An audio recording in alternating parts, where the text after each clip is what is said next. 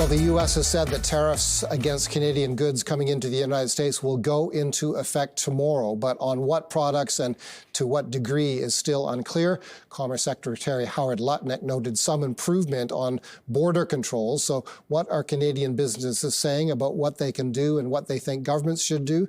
Let's have that conversation with Goldy Hyder. He's president and CEO of the Business Council of Canada. Thanks for coming in. A bit busy time for you, I know. It is. So what are executives saying most recently when you talk to them? They're still, as you and I noted during our chat off air, there's still all kinds of uncertainty about what may happen or not. But the strong possibility is that very significant tariffs are put in place tomorrow. To quote the president's 4 favorite words, let's see what happens, because I'm not sure he knows what's going to happen. So I think the best place for us to be is not go down the speculation train, up and down the way it's been going, rather to prepare.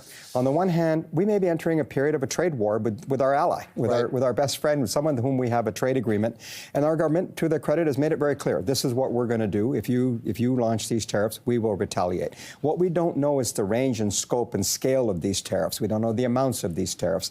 So rather than speculate, let's just wait. Let's just figure out what they are. But it's also a moment for us to realize, boy, if this is the new world order, we had best use this moment to get our own act together. So it serves as a wake-up call in many ways to not just Canadian business, but Canadian government and Canadians more broadly, to galvanize us, to create a sense of urgency and ambition for our country, where we do need to diversify and hedge a lot better than we have in the last 150 years. Diversify away from reliance on one big customer. Is that what you're saying? Yeah, in some ways, in some ways, the Americans have done us a favor. They have basically said to Canada, look, no serious country actually outsources its defense. No serious country doesn't take its national security as its own purview. And no serious economy will allow yourself to be beholden to effectively a single customer where you're selling your products at a discount.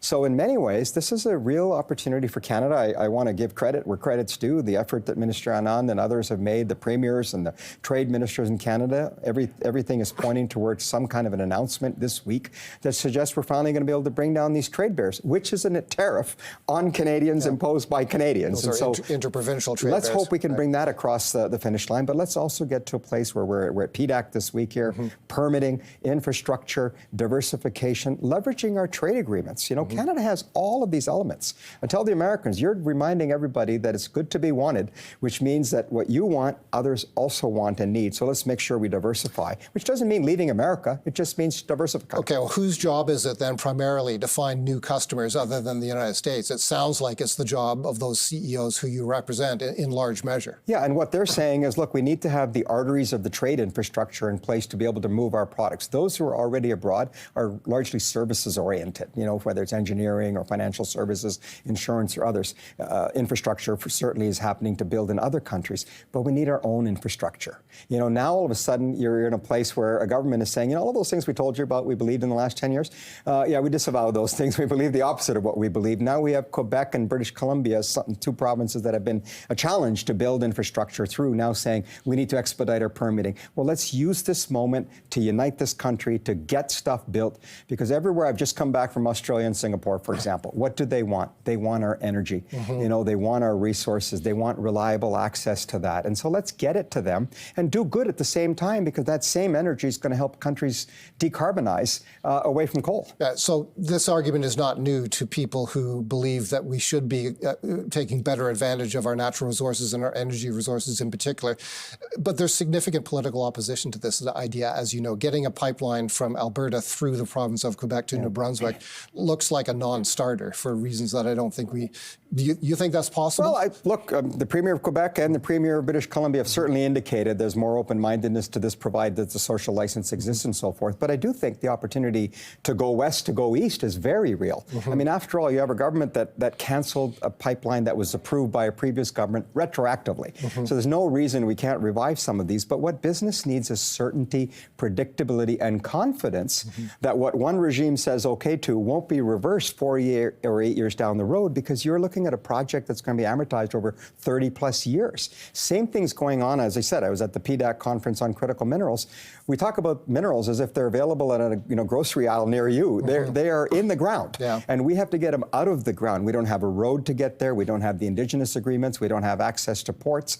All of that has to happen with urgency, and we're not very good at that, Paul, but I think that this moment here will hopefully light a match under all of us, because it's not just business. It's business working with government, working with indigenous groups, working with labor, a true Team Canada, if you will, that says, you know what, enough of what we've gone through. Let's take control of our own destiny, control our controllables, and grow our economy. We can do it. Are CEOs of companies that you represent putting plans on hold right now because of this tariff situation?